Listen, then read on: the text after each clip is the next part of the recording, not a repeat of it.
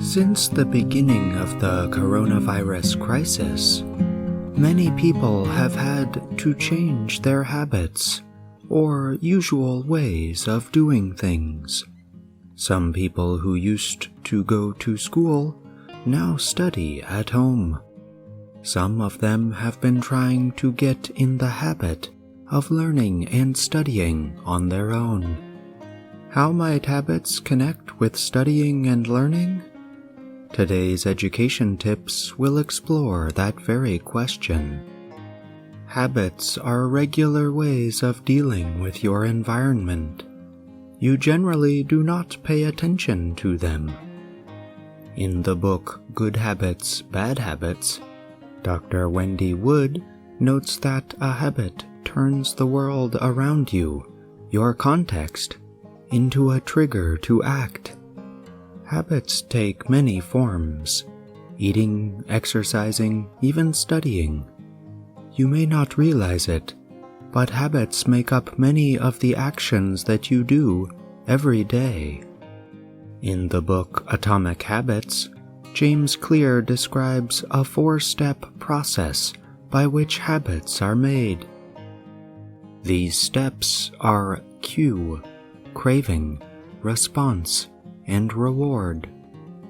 The cue tells your brain to begin a behavior. The craving is what makes you want to do something.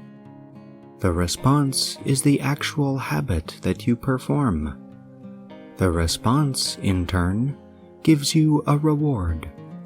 Rewards are the end goal of every habit, Clear writes. Consider this example. Maybe you have the habit of often checking social media. The cue might be a feeling of boredom while you are near your computer or phone. The craving could be a desire to stop that feeling. The response is checking social media, and the reward is seeing something interesting. When that process is repeated many times, it becomes a habit. Clear believes that to create a good habit, you need to follow several steps. You need to make your new habit obvious, or easy to see or understand. The habit should also be attractive, simple, and satisfying. Let's think about how you might develop an English study habit. You should organize your surroundings in such a way that the cues of your new habit are very obvious. For example, if you want to get in the habit of studying English every day, leave English books or notes in a very clear place. To make your habit attractive, Clear recommends joining a culture where your new desired behavior is the normal behavior.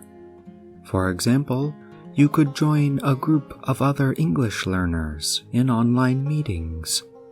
To make your new habit easy, you could decrease the number of steps you have to take in order to study. You could also try reducing the amount of time you study. Clear suggests beginning your habits with limited, shorter time periods. 2 minutes, for example. As you repeat the practice over time, you can go longer. An important point to keep in mind is that if you place too many demands on yourself, you are more likely to give up on your new habit. Finally, you need to make your habit satisfying. You can give yourself a reward after completing your new habit. For example, if you study English for 15 minutes, you could reward yourself by listening to a song you like. Or you could think about how much progress you have made since you first started studying English. Wood notes that your reward should come right after you do your new habit. Rewards have to be experienced right after we do something in order to build habit associations in memory, she writes. Building new habits can take time. You may have to repeat an action many times before it becomes a habit, but with time, careful planning, and continued practice, you can do it.